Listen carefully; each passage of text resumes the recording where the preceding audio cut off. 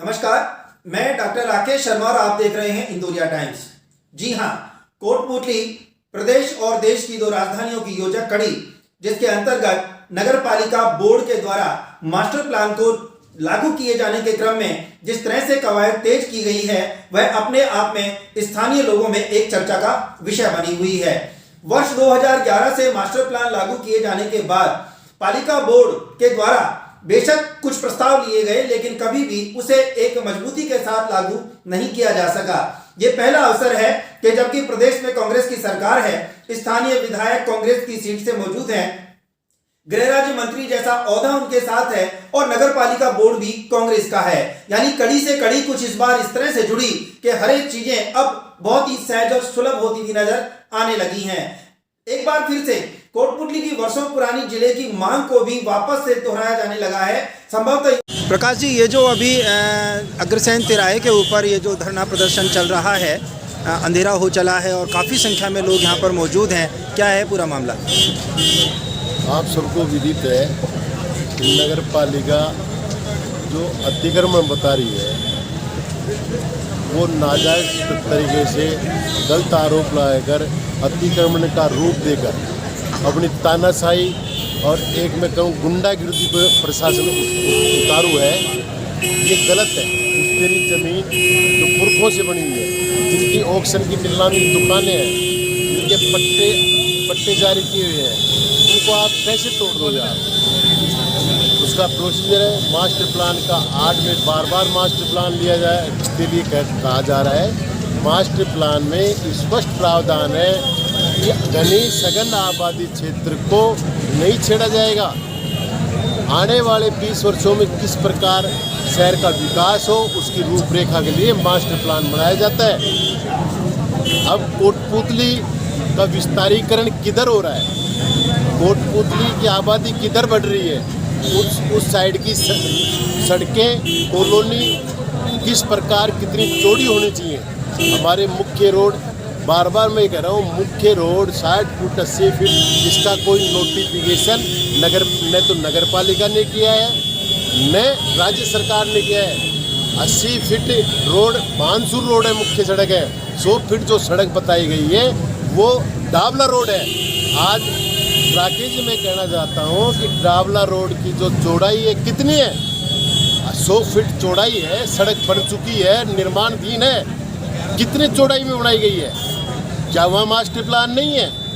क्या वो नगर पालिका क्षेत्र नहीं है? तो ये मास्टर प्लान के नाम पर अपने राजनीतिक रंजिश निकाली जा रही है। ये गलत है। मैं कांग्रेसी के नाते कह रहा हूँ, माननीय मुख्यमंत्री जी से अपील करना चाहता हूँ, माननीय धारीवाल जी से अपील करना चाहता हूँ कि गरीब जो लोग दुकानदार हैं, अपनी सालों की कई पीढ़ियों की पूंजी इकट्ठी करके दुकान बनाई है, दुकान में सामान है, ये बेचारे परिवार उजड़ जाएंगे, बहुत बददुआ लगेगी। राकेश जी, कहना चाहता हूँ कि निर्वाचित बोर्ड है नगर पालिका कोटपूतली, यहाँ पार्षद लोग हैं, आधे से ज़्यादा पार्षदों ने हस्ताक्षर किए हैं मीटिंग बुलाने के लिए। अभी मेरे को सूचना मिली है और वो डिमांड कर रहे हैं कि मीटिंग आउट की जाए। बिगर यदि मीटिंग में प्रस्ताव ऐसा होता तो पार्षद मीटिंग बुलाने की मांग नहीं करते। पार्षद ये करें, हमें कोई मालूम नहीं है, मालूम ही नहीं है। इस लोकतंत्र में हमेशा डेमोक्रेसी में बहुमत का ज़माना है। नहीं, इतना बड़ा आंदोलन हो रहा है कि इस समय रात को भी आपने अलावा जला दिया है और जैसा कि मुझे जानकारी मिल रही है कि अनवरत रूप से धरना आपका जारी रहेगा। इतने बड़े मूवमेंट के बाद भी स्थानीय विधायक की तरफ से कोई प्रतिनिधि मिला है या कोई बात ऐसी?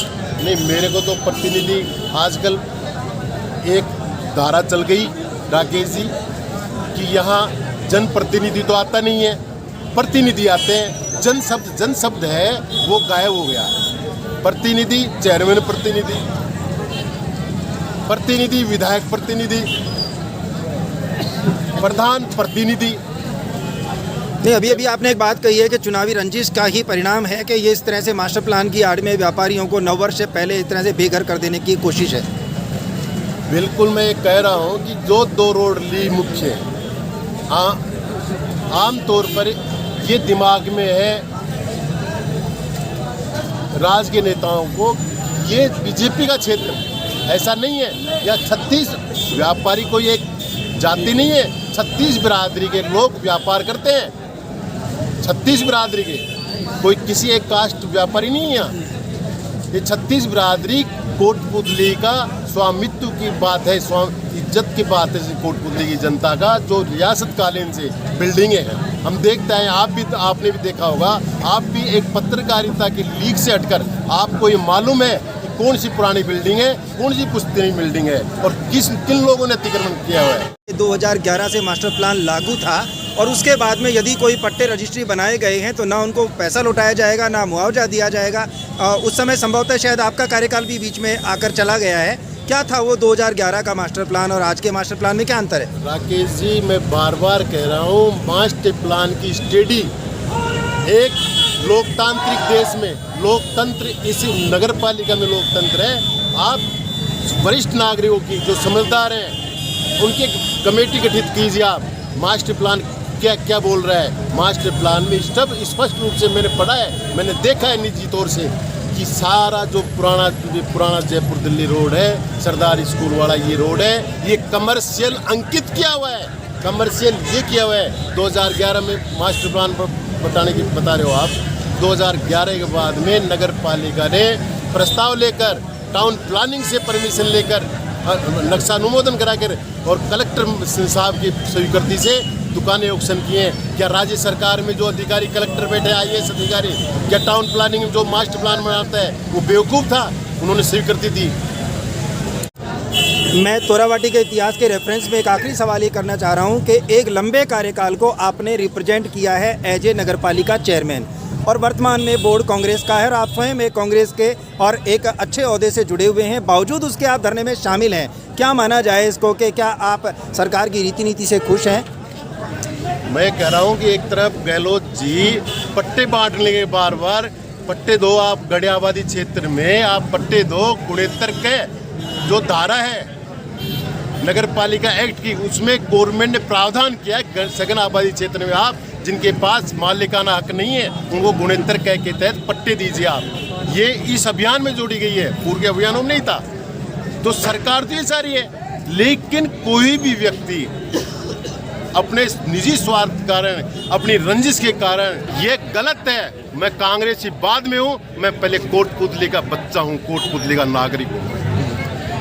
आप ये बताएं, ये जो धरना जो चल रहा है ये कब तक जारी रहेगा? जब तक सरकार की तरफ से स्थानीय लोगों की तरफ, स्थानीय जो प्रशासन है उनसे व्यापारियों का, जनता का विश्वास उठ गया है।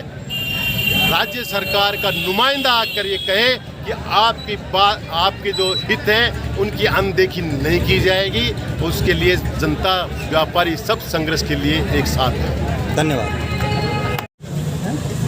सर। ये जो नगर व्यापार महासंघ के द्वारा आज 12 बजे से जो एक धरना प्रारंभ किया है और अभी लेट नाइट तक ये धरना जारी है, क्या है इसकी अपडेट पोजीशन? ये नगर पालिका के जो तोड़ फोड़ है इसके खिलाफ जो धरना चालू किया है नगर व्यापार महासंघ ने, ये जब तक हमारी मांगें पूरी ना हो तब तक यथाविधियों का योग चलता रहेगा। कल इन्होंने निशान लगाए गए थे और उसके बाद में भी आज पूरा दिन निकल गया है, पूरे सभी लोग यहाँ पर एकत्र रहे हैं। क्या प्रशासन की तरफ से कोई ऐसी कवायद नहीं की गई कि कोई विचार? प्रशासन बिल्कुल मौन है, प्रशासन बिल्कुल हठधर्मी पे है, प्रशासन अपनी दादागिरी पे है, किसी व्यापारी के दुख को नहीं देख रहा है, किसी को आके नहीं पूछ रहा है। पूरा दिन निकल गया है, सब ने खाना पीना सब छोड़ रखा है, भय व्याप्त है, पूरा व्यापारी यहाँ बैठा है। प्रशासन ने आकर अब तक किसी को कुछ नहीं आश्वासन दिया, ना पूछा। आप व्यापार महासंघ के महासचिव हैं और एक तरफ नववर्ष आने को है, पहले ही कोरोना को लेकर के काफ़ी आर्थिक नुकसान हुआ है और नववर्ष से पहले इतना बड़ा कदम उठाना निश्चित रूप से बहुत बड़ा नुकसान है। आपका क्या आकलन है, क्या कितना पालिका क्षेत्र में व्यापारी को कितना नुकसान होगा? करोड़ों में जाएगा। पहले से व्यापारी मरा हुआ है, पहले GST ने मारा, फिर कोरोना ने मारा, अब ये नगर पालिका मार रही है।